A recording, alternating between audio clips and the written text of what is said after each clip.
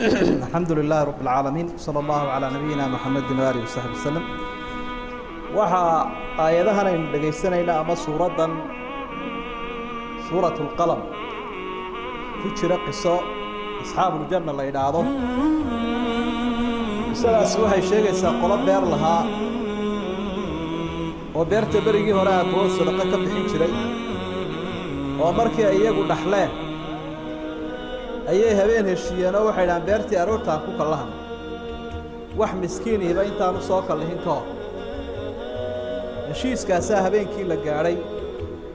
inaan sadaqadii beerta laga bixin jiray laga bixin habeenkii baa ilaahay u weydaarto haamaday buu mariyey macnaha dab ololayaa leefay meeshii dambaska ah oo baabaabay u tegey halkaasaynu isyarad u taagaynaa bacda alfawaa'id min asadaqa sadaqadu faa'iidooyinkay leedahay qaarka iyada oo aynu bisha aad wax loo soo bixinayay allah inoogu aqbalo bedel khayr qabana allah inaga siiyo faa'iidooyinka sadaqadu waa laba nooc qayb balaayooyinku ilaahay dadka kaga difaaca qaybna barkhadda iyo khayrka ayaa ilaahay ku siiyaa waxyaabaha dhibaatooyinku ilaahay addoonka kaga daaweeyo qaar ka mid a haddaynu sheegno waxa ilaahay uu kulaylka kaga qaadaa quluubta qalbigu hadduu kakanaado ama kadeedmo sadaqadu ilaahay ku qaboojiya subxaanahu wa tacaala in asxaabiyaa nebiga u yimi oo xadiid saxiixa waxa uu leeyahay qalbigayga waan garan lahay rasuulku wuxuu ku yidhi sala allahu calayhi wasalam in aradta talyiina qalbig faadcim ilmiskiin wamsax ra'sa alyatiim haddaad doonaysa qalbigu inuu kuu qoyo masaakiinta quudi agoomahana dhakada u masax adoo wax siinaya labadaasuu qalbigaaga ku qoy waxyaabaha ilaahay uu ku qaboojiyo sadaqada waxaa ka mid ah xanuunka jidhka iyo kulaylkiisa ilaahay sadaqadu ku qaboojiyaa kuna bogsiiyaa rasuulku wuxuu leeyahy sala allahu calayhi wasalam daawuu mardaakum bisadaqa dadkiina bukaanka ah sadaqada ku daweeya adiga iyo ehelkii asxaabtaba waxaa ilaahay uu ku baktiyaa sadaqada caasinimadu kulaylkay leedahay wasadaqatu tudfiu alkhati'a kamaa yudfiu almaau annaar waa wada axaadiid saxiixa kuwaynu soo qaadanayna maasha sadaqada la yidhaahdaa waxay baktiisaayay u baktiisaa gefka iyo macaasida ilaahay ugu masaxaa kulaylkeeda uga biiyaa qofka sida dabku biyuhu dabka u baktiyaan oo waxaa la yidhaahdo caasinimada iyo dembigu waa kulayl naar baa ka duulaysa ilaahay sadaqadaas ku qaboojiyaa macnaha ku masaxaa dembigaa lagu dhaafo waxaa laga yaabaa dad dunuub badani maadaamay deeq bateen in labada xisaabood la isu jiro ilaahay kaga dhaafo subxaanahu wa tacaala waxa ilaahay uu ku baktiyaa kulaylka ay leedahay qoraxda qiyaamuhu kulaylkaay leedahay ilaahay baa kaga qaboojiye qofka nebigu wuxuu leeyahay calayhi salaatu wasalaam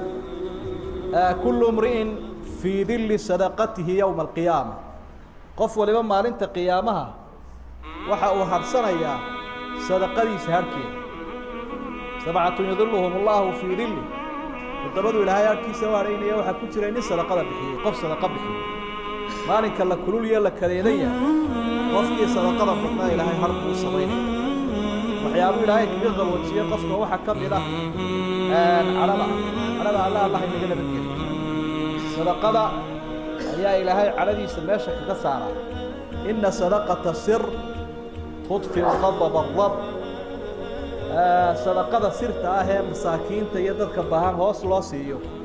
cadhada ilaahay bay qaboojisaa ilaahay baa subxaanahu wa tacaala ku farxaa wakadaalik waa qodobka lixaade kulaylka naarta iyo kadeedkeeda iyo dhimbiliheeda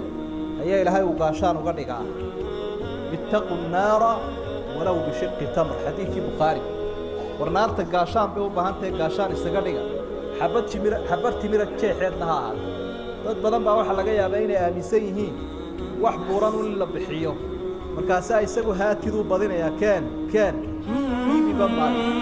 inta yar iska dhiibta lagu dhiibu sii kala jeex sidii asxaabtii nebiguba ahaayeen ninbaa isagoo qaawan dhar loo ururiyey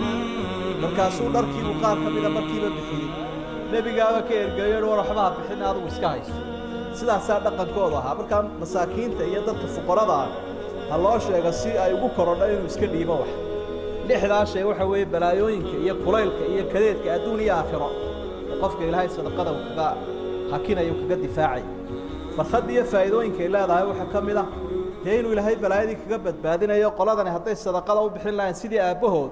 beertu kama baadeen laakiin macasiyaal bay noqdeenoo way garan waayeen maalku ilaahay ku barakeeya maalku badnaanta maahe waa barakada marka hadduu qofku sadaqada bixiyo wuu soo maaxanayaa wuu barakoobayaa maa naqasa maalu min sadaqa xoola uma dhigmaana uma yaraadaan buu nebigu sadaqada laga bixiyey sadaqadaa laga bixiyey maalku u yaraan maayo haddaad aaminsanta inuu ku yaraanayo maalku sadaqada wuu ku hagaagaayo hadduu mood yahayna manficiisaa ku bato hadduu nool yahay baan leeyahay manficiisaa ku bato cadkiisa iyo caanihiisaa ku wanaagsanaado ku macaanaada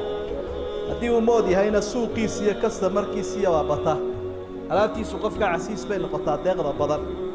nebigu calayhi salaatu wasalaam qolyaha ganacsatada buu la hadlay waa xadiid saxiixa oo tirmidi uu warinaya iyo axmedba min xadiidi abi kabsha tijaartii buu la hadla wuxu uhi yaa macshara atujaar ina hada albayc yaxduru fiihi allagwu waalxalf fashuubuuhu bisadaqa ganacsiganaa waddaan waxaa buuq badan iyo lagwi iyo dhaar lagu dhaartay iyo waxaasaa dhex soconayee waxaa ku qaboojisaa sadaqada uu rasuulku leeyahy sala allahu calayhi wasalam dhaartaa beenta ah iyo waxyaabahaas barakaday ka qaadayaan iyo isweydaarka iyo buuqaasiye gaalka karka ka qaboojiya si uu barako bato qofka laftiisiina ilaahay wuu ku anfacaa subxaanahu wa tacaala qofkii maalka bixinayey barkadii iyo khayrku ilaahay ku siinayay ka mid tahay wuxuu ku helayaa ducada malagga waxaa yaraynu bixinayno ducada malaa'igtaynu ku helayna habaarkana waynu kaga badbaadayna waa arrin cajiiba inaad malag ducadii heshaana waa wax weyn in habaar malag kugu dhacaana huwa musiibo weyn rasuulku wuxuu leeyahy sala allahu calayhi wasalam maa min yowmin yusbixu alcibaadu fiihi ilaa malakaani yanzilaani fayaquulu axaduhumaa allahuma acطi munfiqan khalafan wayaquulu alaakhar allahuma acطi mumsikan talafa laba malag baas maalin walba soo degaya shaqadoodu waa maxay midna wardigiisu waa ducaw midna waa habaaru balka war malag baa la soo taagan u ducaw ilaahay kii wax siiyaba bedel khayr qabas ka kalena waa agtaagay wuxuu ilaahay kii wixiisa haysta ilaahay halaagsi talafku culimadu waxay leeyihiin talaf baa leeyahay waa dhimasho ma isagaa dhimanaya ma maalka ma labadaba wala isku daraya anin dhaweyd baa waxaan eegay clip yaroo ay qolyo soo duubeen sadaqada ay ka warramayaanoo masaakiin halkan laamida agteeda taagan ayay ruux dumari sidaa sadaqa u siisay markay hal tallaabo sidaa u dhaaftay ayaa masaakiintii intii ka dambaysayba gaari qaatay gaaris waddada ka soo taraaray ayaa dadka wax u dhiibtay iyo gidaaradiiba burburiyey iyadiina hal tallaabo uu seegay sidaan waa ka raadkii sadaqada marka talafku xooluhu noqon karaa qofka laftiisana wuu noqon karaa labaduba waa suuragal waxaa ka mid a waxyaabaha qofka ay u leedahay sadaqadu iyo barakooyinkeeda wuxuu ku gaadhaa xaqiiqata albir samafalka dhabta ah watacaawanuu cala albiri wataqwa ilahay wuxuu leeyahay samafalka isu kaashada soo maa samafalka dhabtaa waxaa lagu gaadhaa sadaqa saxoo la bixiyo ilaahay muxuu uhi lan tanaalu lbira xataa tunfiquu mima tuxibuun samafalka dhabta ah ee ilaahay agtiisa tayada leh gaari maysaan jeeroo waxaad jeceshii wax ka bixisaan allah inoo saxiro waxaa lagu gaadhaa afdala darajaat darajooyinku way kala sarsareeyaane nebi maxamed wuxuu tilmaamaya calayhi salaatu wasalaam darajooyinka u sarreeya waxaa lagu gaadhaa laba isa saara deeq iyo diin inuu dadku bixiyo oo qofku hadduu deeqdana bixiyo dunyada ilaahay siiye ka bixiyo diinta ilaahay uu barayna aanu ku bakaylin ee uu dadka wax siiyo ilaahay daacad ha inooga dhigeen afdalu lmanaasil darajada u sarreeyuu taagan yahay xadiidkii saxiixa wuxuu nebigu ku uhi inama dunyaa liarbacati nafar meeshana dunyada afar qolun baa dhex taagan oo dhex wareegaya ka horreeya wuxuu qof ilaahay uu siiyey maal iyo cilmi xaqiisiina gartay cilmigiina ku camal falay cuudkiiyo xoolihiina wax ka bixiyey wahaadaa biafdali lmanaasil buu nebi darajada u sarreeyuu qofkaas taagan yahay waa laba arrimoodoo khatara buu dadkii uga gurbaday faqriga iyo jahliga faqriguna dee waa darxumadii jidhka iyo qaawanaanta jahliguna waa darxumada ruuxda oo cawrada iyo ceebta u weyni jahligay kaga timaadaa qofka cawrada iyo cudurka iyo kadeedka u weyni waa jahliga marka labadii midna ruuxda ku dhacaysay dhibaatooyinkii midna ruuxda ku dhacaysay midna jidhka ayaa qofkaasi dadkii uga gurmaday saddexda kalena dee waad sii garanaysaa waa qof ilaahay uu cilmi siiyo isagu waxba ma hayo laakiin adduun wanaagsan buu tamaniyayaayo meel fiican uu ku bixin lahaa kaasina ka hor u raacay labada kalena waa laba jaahil oo ishelay jaahil xoolo leh oo dabeedna xubaan u isticmaalay haadaa biakhbath almanaasil kaasi wuu liitaa buu nebigu ka kalena waxa weeye mid dunyana ma hayo diinna cilmina ma hayo laakiin kaa xoolaha haystu buu leeyahay ilaaha xoolihiisaas oo kale yaa kuu dhiba aad ku tumatid aad xaggaa iyo xaggaa ugu rid aad khamriga ku cabtid aad waxaan ku samaysid isagu waxa isu raacay ceeb iyo calaflaan iyo cayd waxna ma hayo waana dembiile walna casrada intaa leege marka afartaasay adduunyadu u siraadan tahay buu leeyahay dee labada silcaya iska ilaaliyo labada hore u socday ha la higsado idan markaa waxaynu ku soo ururinayaa 12 arrimood baynu sheegnay oo calafkii sadaqada lagu helayo ciqaabka ilahay ummadda kale laga gelinaya waxyaabahay qaaliga ahayd baynu maraynaa aan ka faa'iidaysanno oo aan khayrka ku daba goosanno insha allahu tacaala allana ha inaga aqbalo ikhlaasna allah inooga dhigayo daacad asalaamu calaykum waraxmat ullahi wabarakaatu